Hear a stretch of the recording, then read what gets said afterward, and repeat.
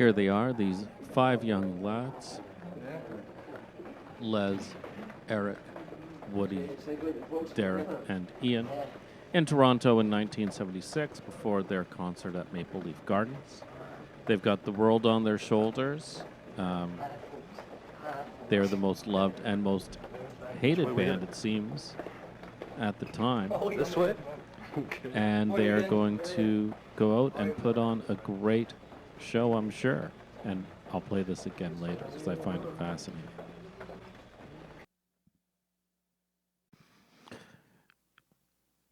If it seems like there's no end of videos, it's because there's no end of BS out there. But today's BS is coming all the way from... Now I have to check. Aren't I professional? The reason I'm using my phone is that I have tried to get this like JPEG image off of the internet onto my computer here where I can read it, but I can't zoom in well enough. But when are we going back to? We're going back to February 26, 1977. And we're going to get into that. This is from Sounds magazine. And it's the letters section. And the title is, "Forgive Him, He Knew Not What He Was Saying." So what has happened here to get me to this point was that I made a post yesterday saying that, you know, when I say this every once in a while, I have too much to drink. And then I'll post a picture of some Duke Ellington and say, well, Duke Ellington was the greatest recording artist of the 20th century. You know, I always say ridiculously pretentious things like this. So if anyone thinks I really am down to earth, well, I can be like that too. But I do believe that when you look at, the 20th century is kind of split up between like the jazz age, and then, you know, you have country and folk music all the way back then leading into with the mixture with R&B and blues, and then that becoming rock and roll. Did you know that? I think everyone knows that, right? But it takes over. It takes over in the second half of the century, with the exception of a few artists like Miles Davis, Jeff Beck when he was doing his fusion stuff, and who else did I have in mind? It's like John Coltrane, Jeff Beck, and a few other artists anyway that went, they were going beyond what the R&B, rock and roll, country type of all of that stuff mixed together. They were going beyond that, but whatever. But anyway, a person mentioned, mentioned that her favorite Duke Ellington was the Far East Suite, and I thought, I should listen to that then. And I was listening to it. I just finished listening to it, and it's great. And Duke Ellington was like one of the most professional composers and band leaders, and just so prolific. The kind of person that makes even the most complicated music sound simple and easy. It's really incredible. But anyway, while I was listening to that, I don't know what I was doing. But Rory Gallagher came up on my phone, and I was like, wasn't Eric Faulkner like a big fan of, isn't Eric Faulkner a big fan of the music that Rory made? But I couldn't remember if this was just something I had thought or if I had actually heard this or read it. So I went and I did a search of Rory Gallagher and Eric Faulkner to see if there was any quotes of any of this. And I did not find what I was looking for, and we'll get back to that. What I did find was this, the letter section of Sounds magazine, as I was stating, from 1977. And the butthurt is strong in this one. And in a way, I love it, you know. Because, you know, everyone knows my opinion is that music doesn't have to be complicated to be good. And that, everyone also knows that I really enjoy Eric Faulkner's guitar style, especially on Roller World, where, you know, you don't necessarily have to shred in order to get the audience out of their mind. And all you have to do is listen to Roller World, and you hear that, and you understand it. But these people can't understand it. They can't comprehend it. And they also seem to hate popular music if it doesn't have like a much deeper meaning. But who's to say some of these songs don't have a deeper meaning? Maybe you don't know, right? Maybe you don't understand the history of some of the lyrics in some of these songs, for example. But I'm not going to go out there and say, oh, you know, well, okay, so let me give you the premise here. It seems like the Bay City Rollers, and I'll have to do more research into this because I don't know exactly what's happening, but I think it comes down to, in some publication, the Bay City Rollers would have been listed through voting as the best rock band and that Eric Faulkner the best guitarist. Now, I will try to do some research and get some evidence of what it is that they're talking about. But this is a different publication, and a person by the name of, I think Simon Barnes, had written into the letter section earlier, and I don't know what he said.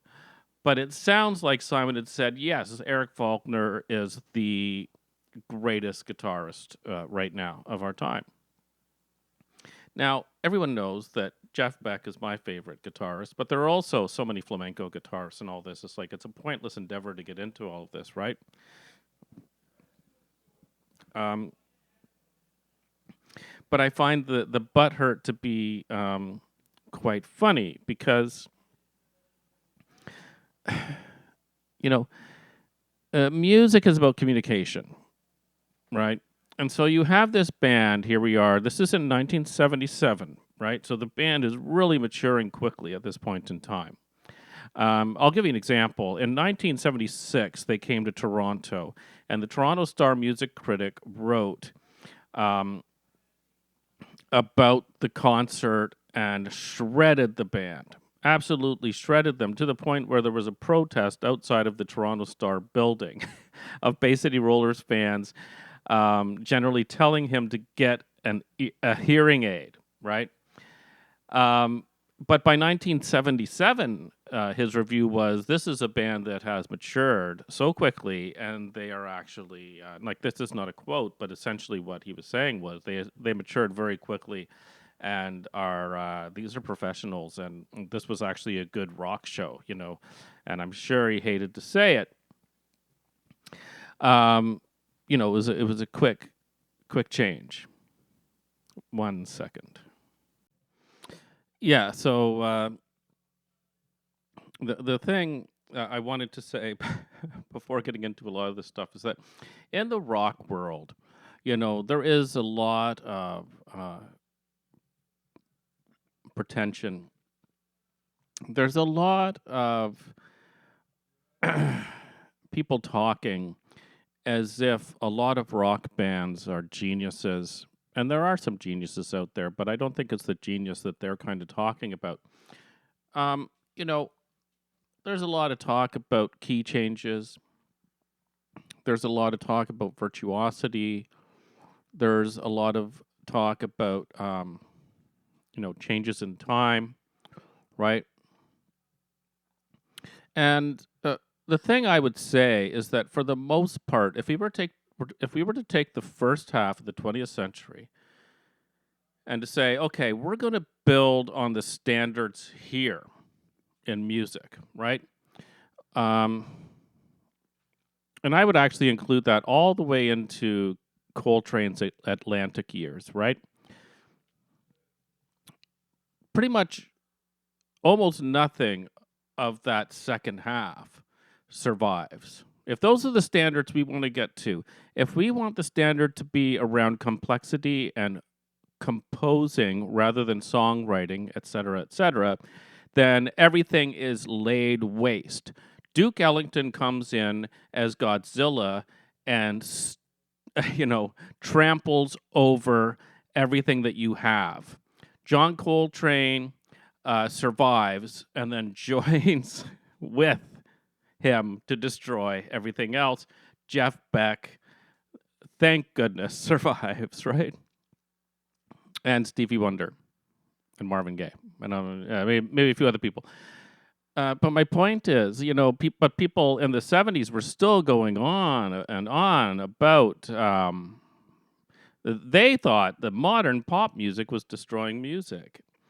But the deal had already been done as soon as the Beatles became popular, and I don't care, how complex. You know, there is some great stuff about the Beatles, but people will go on and on about how they used a flat six, flat seven, one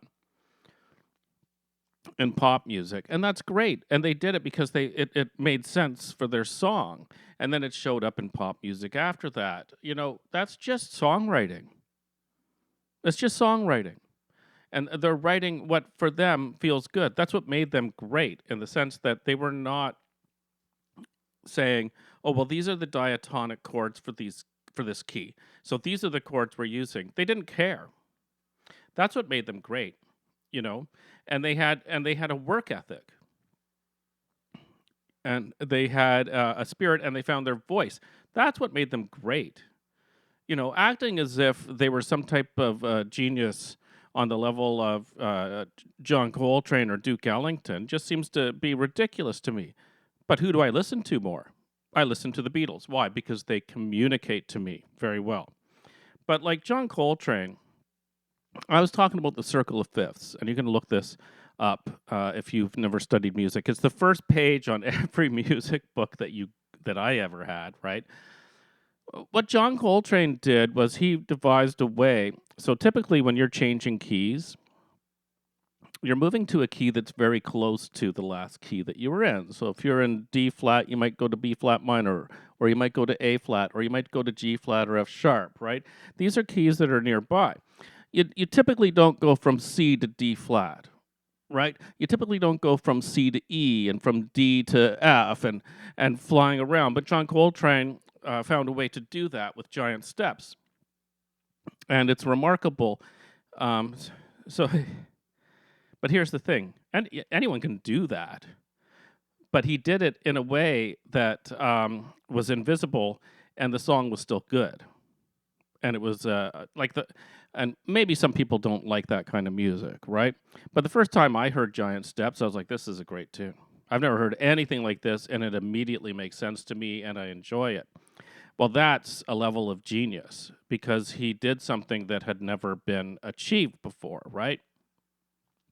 So if you want to get into, you know, in the pop arena, comparing all of this stuff in the later part of the 20th century, I think it's just it doesn't make a lot of sense to me because everything was about simplification of music after rock and roll came in. And I think that a lot of bands were like, oh, we have to make it complicated again. And that's where progressive rock for some people came in. It's like, we have to make this complicated now. Now we're going to make it complicated. And I think part of that happens because people become so good, as they can perform so well that they probably would get very bored playing simple songs, right? And these are the technical musicians, and so they can go so much further, and they push it, and they push it, and they push it. And there's an audience for that of people that either like complex things, like that's how their brain is wired, or maybe they play instruments and they are getting similar to that level, and they have an appreciation for how great the musicianship is. And there's absolutely nothing wrong with that. But this weird outcome is that this thought that popular music was something that was so complex. And anyway, I'm really going on here and I need to get into this. So what you get is letters like these, where we're talking generally about pop music or popular music, and you get this kind of hate.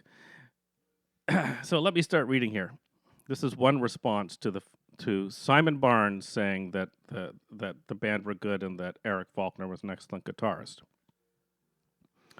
I find myself somewhat at a loss after reading the letter from Simon Barnes in your February 12 issue.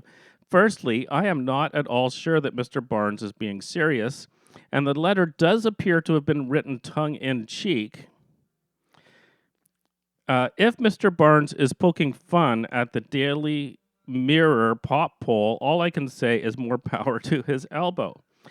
However, there is always the possibility that Mr. Barnes is a loyal BCR fan and is therefore serious in his assertion that Eric Faulkner is the world's greatest guitarist. Heaven forbid. And that's actually in here in brackets. I have to admit that I personally am not one of BCR's greatest fans, but then I don't like any of the crass commercial trash which is churned out by such modern pop groups as the Rollers, who are, as far as I can see, merely a front for a marketing exercise by the record companies, producers, managers, etc., who prey on the music business and are only in it for a fast buck. Well, that certainly existed. We've had lots of talks about that, right?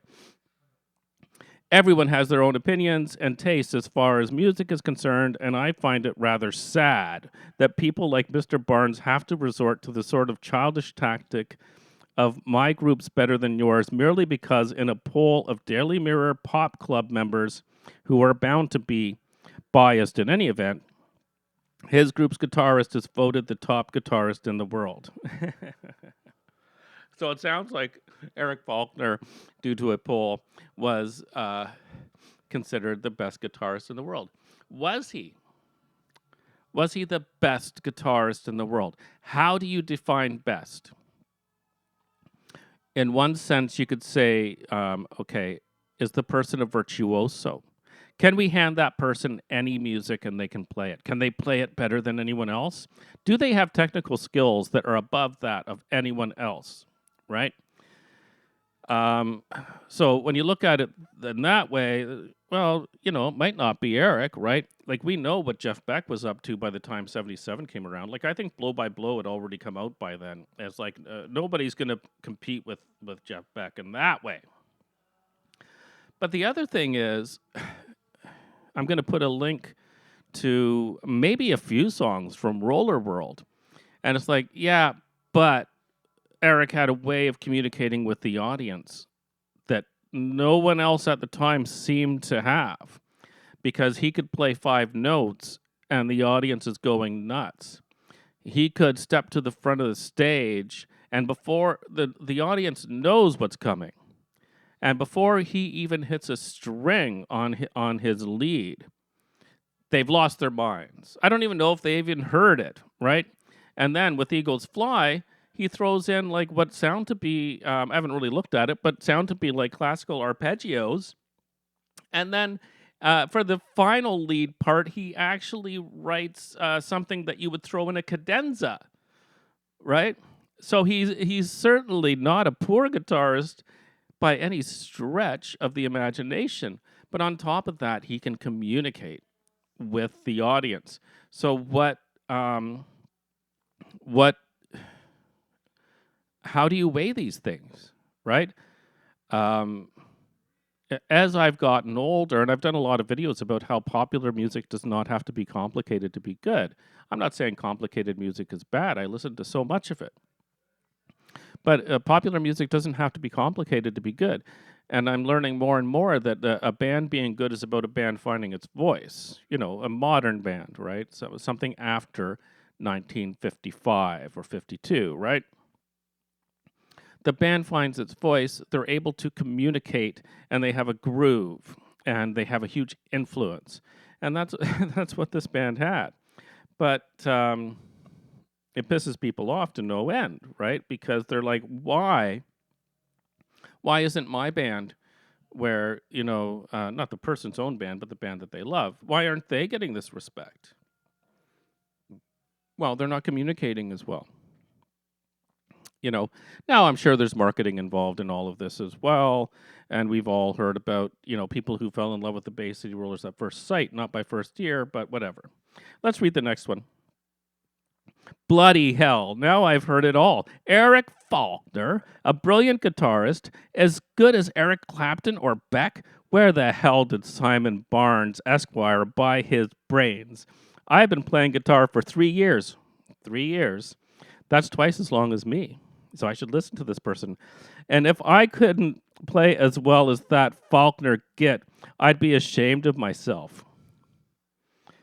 Signed, Jimmy Page. which is an alias on here. The next one, Eric Faulkner is the world's greatest guitarist, huh? And that was actually the end of it. The next one, I suggest that this incompetent personage, Simon Barnes, endeavors to broaden his narrow-minded outlook and his infantile tastes in music before this preposterous moronic idiot starts passing comment on the world's best guitarists. I would suggest that he listens to some of their music before he makes such sweeping statements. In all sincerity, I would much rather spend an hour listening to, oh my God, there's so much in here. I could just go on and on. Sing along with Max than 5 cretinous little non-entities who have the downright affront to call themselves a pop group. That's from Bob. Next, I'm sure Richie Blackmore could get a better sound out of a cardboard box and a couple of elastic bands than Eric Faulkner. If he practiced all his life, sorry, that's just bad phrasing on my part. I would advise Simon Barnes to listen to some real rock music, but I'm sure the nearest he gets to that is the Woolies record department. I guess that's Woolworths, right? That's from Peter. I am writing in reply to Simon Barnes, who in last week's Sound said that Eric Faulkner of the Rollers is one of the top guitarists of the world. All I can say to that is shit. I and thousands of other people think that he is the most pissy guitarist out. That's from Donald.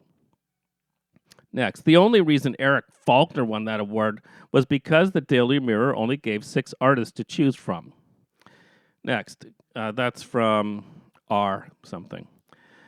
Could you please tell us what Simon Barnes meant when he said Eric Faulkner's melodic style outshines the so-called rock guitar aces such as Richie Blackmore and Jeff Beck? It means exactly what he's saying. He's meaning that Eric Faulkner gets on stage and plays 5 notes melodically, and hundreds of people faint and wet themselves. That's what he's saying. But you don't get it, right? Because you're looking at music as if it's only technique, right? Next, if the Bay City Rollers are Britain's #1 rock group, as Simon Barnes would have us believe, can bands like Zeppelin and The Floyd be blamed for not releasing singles in this country? I dream of the day. I dream of that day. Sorry, I like the early Floyd, don't get me wrong. But I'm like, if there was a dream when I was a kid not to hear Led Zeppelin and Pink Floyd on the radio. As for Faulkner's ability on the guitar, if he's Britain's #1 guitarist, Brian Jones must be turning in his grave. If Bye Bye Baby and Money Honey are classics, what does that make 10cc's I'm Not in Love? I'm sure the guitarist on Money Honey is Chris Spedding anyway. To Simon Barnes, don't worry, son, you'll grow out of it. And I think this is the last one. These are hilarious. Thank you to Simon Barnes for rounding off last week's Sounds in such good humor. Of course, Eric Faulkner outshines Blackmore and Beck. Of course, Northwich Victoria will win the European Cup. Of course, pears grow on apple trees. And of course, BCR's lyrics surpass the meager attempts of Dylan, making him look like Naughty in Toyland. That's from Dave, Ian, and Trey at St. John's College. I just find it hilarious, because the truth is, with the links I'm going to put, it doesn't like you can say it all you want and be angry all you want, but the Rollers were a phenomenon, and they had a lead guitarist that this is the thing that amazes me, that knew to never go too far. Yeah, if you've ever watched The Commitments. There's a scene in The Commitments where the saxophone player decides he's going to start playing jazz, and the crap hits the fan because it's not about that, right? Now, I hear lots of things about Eric being demanding about the music and stuff like this. Like, I went all through Les's book, and there's just so many complaints. But in everything I hear, there's never this point where Eric goes beyond what is required to make the song great, right? And other people may have different opinions of Eric from working with him. I certainly never did. But in an earlier video, I also said that the thing that made the Rollers, that comparison, why people were so confused when they talked about the Rollers and the Beatles, is that they both had such an excellent ear for music. And I'm working on a list of songs right now, actually, about Woody's best bass lines, because Woody suddenly moved to bass with dedication, right? And it's mind blowing how good a job he did. And I'll tell you right now, from writing like songs, the hardest part for me, and I never get it done, is writing that bass line for it. You can play the tonic all you want and survive, but writing an actual good bass line is the hardest part, and as far as I can tell. And I think he did an incredible job. They all had this weird ear for music. It's just a weird thing. It's intangible. It goes beyond being technical. You know, it's this intangible thing, and that's why some people become stars and other people don't. That's really a large part of what it comes down to. Yes, you practice. Yes, you get better. Yes, you have to have some technical capabilities, but that ear for music is the most important part. Okay, so I think I've said everything I need to say with this one. I found it to be very entertaining. I'm going to post a bunch of links. I wish I could say what I was going to post, but I'm definitely going to post some links to some of the songs off of Roller World. And Eagles Fly is the first one, and I really highly suggest listening to that. I think You're a Woman will be on there as well. I'm actually going to try to find a video that explains Giant Steps by John Coltrane because it is mind blowing.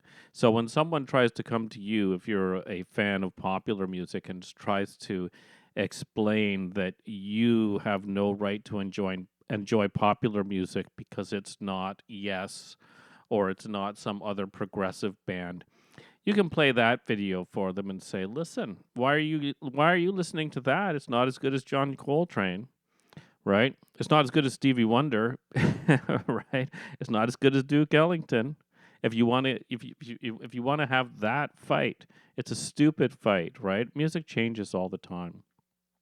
But we can all complain. I complain about music now being I wouldn't say too simple. It's just not giving me anything. It's not giving me anything. It's not communicating with me, and it's not complex. So great. There's nothing. Um, I have defended some of Taylor Swift's stuff because it actually did. There actually was some communication there. Not a super high level, but there was something at least, right? So anyway, that's it. I'm sure I was highly opinionated in this, and people will have disagreements, but I think this opinion is somewhat valid, especially as I run into more and more fans of the music of the Bay City Rollers, not of the Bay City Rollers, of the music of the Bay City Rollers that has stuck with them for so many years. I think you can't just write it off. That time is over, and it's been a failure writing it off, in my opinion. Thanks for watching. Have a good night.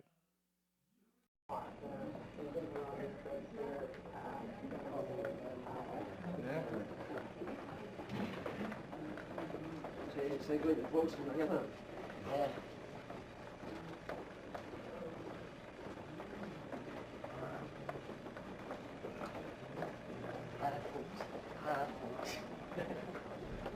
Which way we hit it?